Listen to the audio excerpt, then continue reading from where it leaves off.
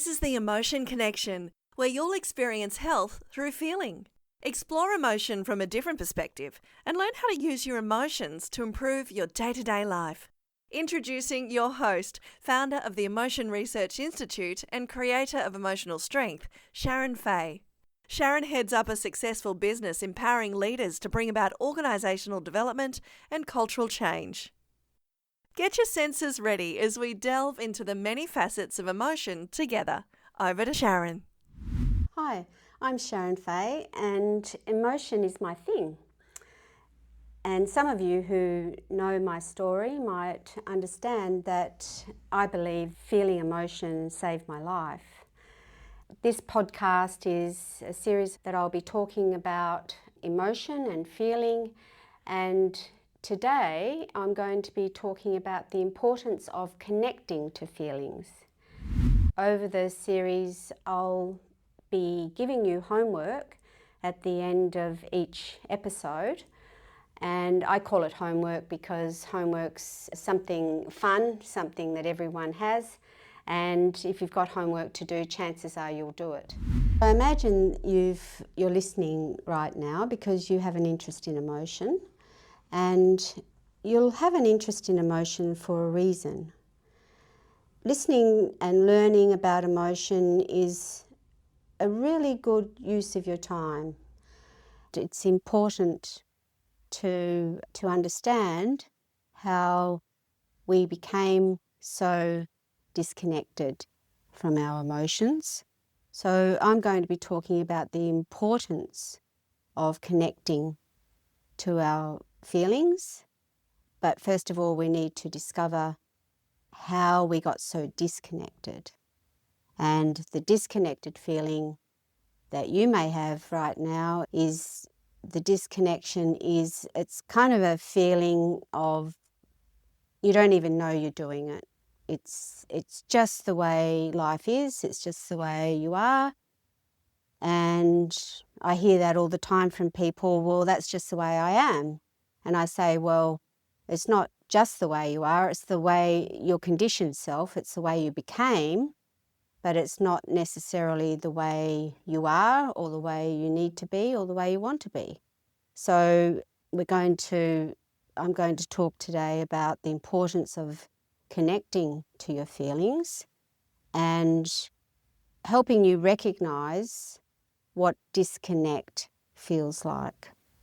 When we look at the history of how we became so disconnected, it came from, 3,500 years ago, where scholars were really interested in harmony and how to have this pleasure and how to, really be a virtuous person. And so over time, that just became the way it is. Until recently, when parents in particular and people in general became more interested in how to be connected and how to be available for their families and their children, or how to be available for your staff at work, or how to be available for people that are important to you.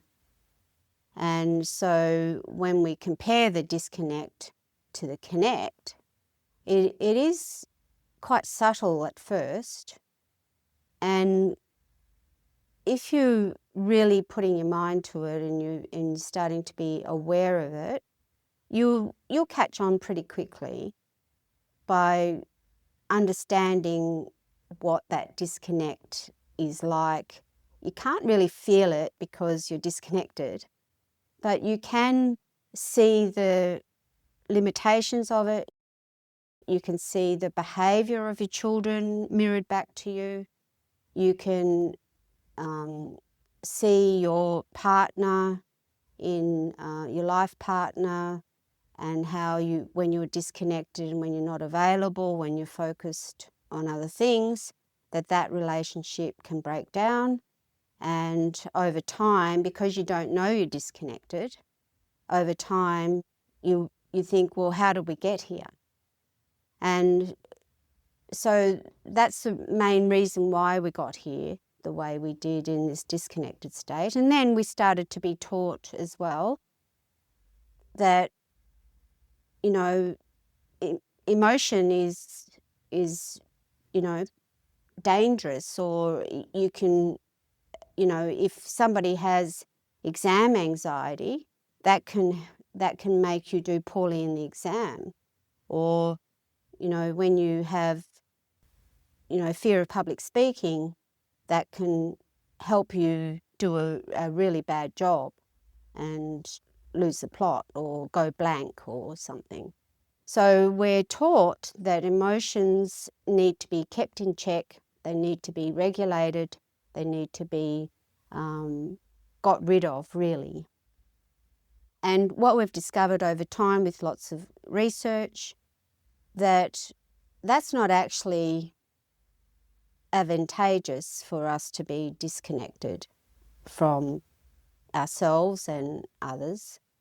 It's more important to be aware and curious about, well, if I'm not satisfied with that disconnection because it's having an impact on my life and I would like to have a different experience in life, then that's the first step. You become aware. You become aware of what you want in your life, not just what you've been given. So it becomes a choice, and you're listening today because you're choosing to for a reason. So the disconnect is because we can't feel it. It might be that your child is crying in the morning and you're rushed and you're trying to get kids out to school, and it's all very stressful, and one of them's going off to school crying, and you're not happy with that. When they get to school and you're home again, you're wondering, I would love to have done that a different way. Or if you're a leader at work and you snap at one of your staff and you reflect later that, oh, I really would have loved to have done that, responded to that person in a different way. And so the podcasts on emotion are going to help you choose to do things a different way. So when we're aware that we don't want to remain disconnected and we want to learn how to connect to our emotions, awareness is the first step. And then we need to change our attitude towards emotion. So we need to challenge the truth that emotions are negative or positive, or emotions are too much, or emotions are going to make our performance drop or decline. So in other words, if we're feeling anxious before a presentation, and I'm discovering this through doing these podcasts as well, when I'm feeling anxious, and my thing is I wring my hands a lot. So I'm very aware that I don't want to continue with that kind of anxious behaviour. So I'm very keen on not doing that, and just realising that it's my own self-doubt and my own negative talk that's causing my body to behave in a certain way, like hand wringing. And when I want to change that, I'm aware, I want to change it. I don't want to control it because that would be a disconnect. So I want to be able to connect to my self-doubt and connect to the anxiety, might be heart beating fast in my chest, And when I'm connected to those things, I notice that my body calms down and I don't use so much hand wringing. So that's the first step. And then from there, we start to feel, I'm feeling bum in the chair, feet on the floor, so you get really grounded.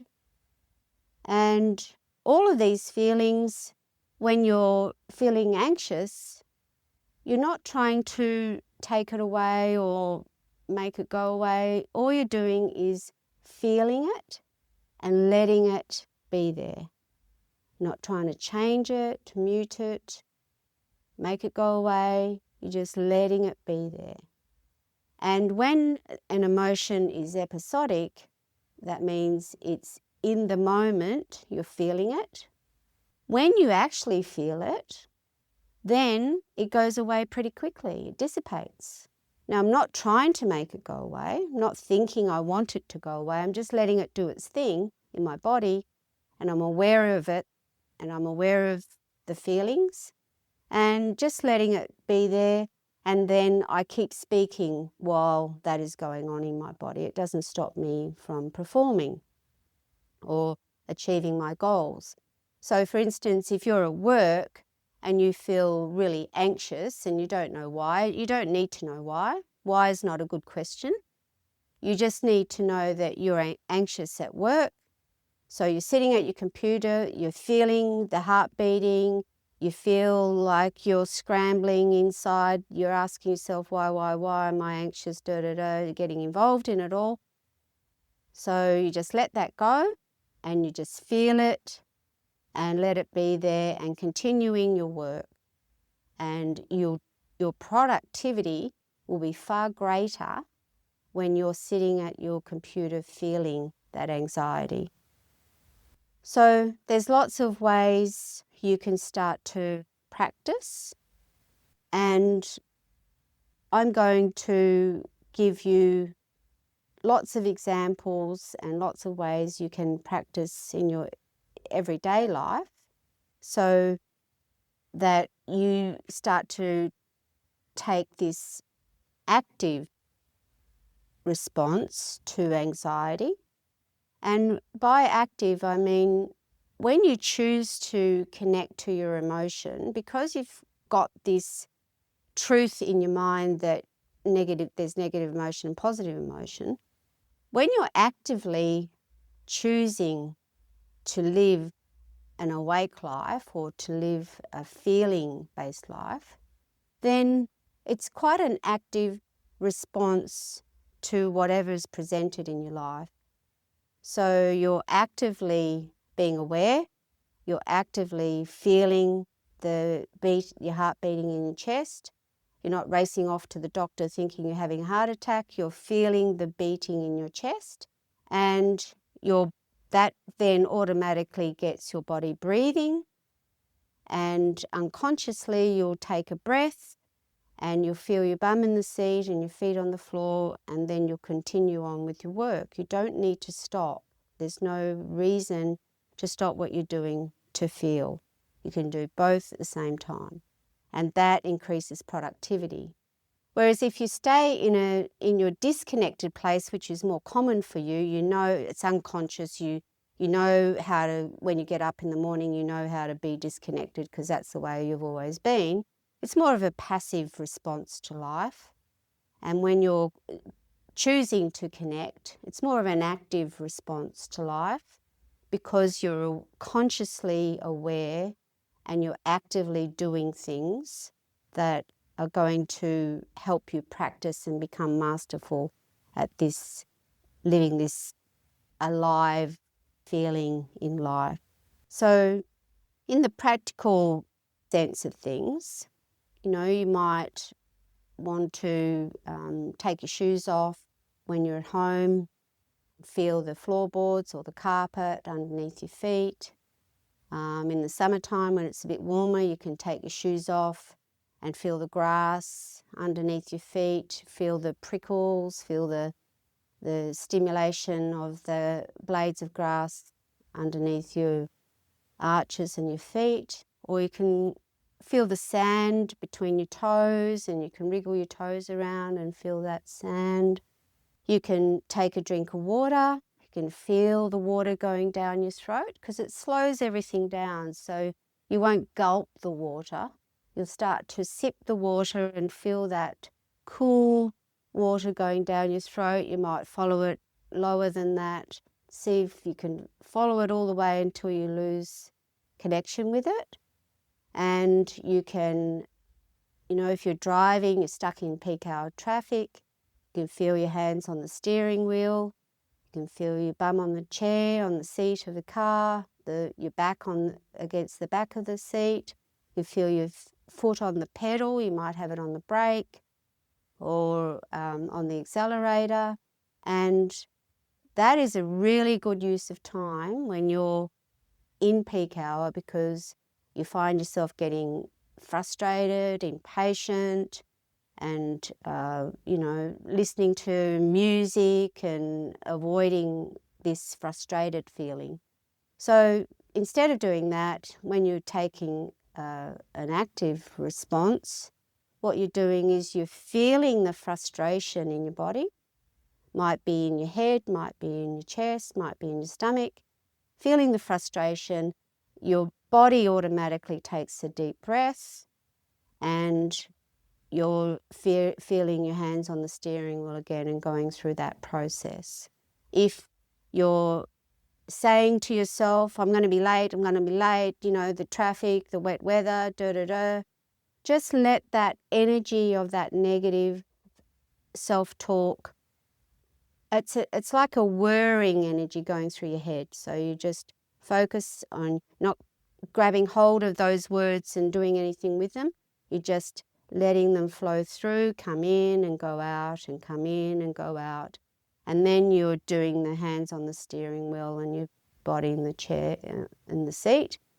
So the time you're stuck in peak hour is very, very productive time to spend in actively connecting to your body and starting to feel your emotions. So just to recap on today, we've looked a little bit at the history of how we became disconnected from our emotions. We talked about the importance of our emotion, connecting to our emotions, and some first steps in taking that practical connection so you can practice that in your daily life. And so your homework this week is to take your shoes off and feel the ground beneath your feet. It could be the grass, the sand, the floorboards. And if you're driving, just feel your hands on the steering wheel, your bum on the seat and your foot on the accelerator or brake. And you can also, you can drink cool water, and this is a slow process. You're not gulping the water, you're just feeling the water going down your throat. Feel the coolness of that water. And then you can think up other innovative ways of starting to feel, and just send me an email and let me know how you're going. I'd be fascinated to hear how you're all going with your homework. And in the next podcast, I'm going to be having a special guest, and we're going to be talking about feeling versus avoiding. And my guest will be sharing about her life as a child of avoiding emotion and the difference that that's made in her adult life of choosing to feel her emotion. So that brings me to the end of this episode. I hope you've enjoyed it, and I'll see you next week. Well, that's a wrap. The Emotion Connection is produced by Sharon Fay and her team at the Emotion Research Institute. With a vision to help people feel, this is just one way we're spreading the word. From our hub in Perth, Western Australia, our goal is to advance global research on human emotion and bring together the world's best scholars to conduct rigorous research into emotion all in one place. Would you like to help? Do you have feedback or suggestions? We'd love to hear from you. Visit emotionresearch.com.au to get in touch, sign up to our newsletter and learn more.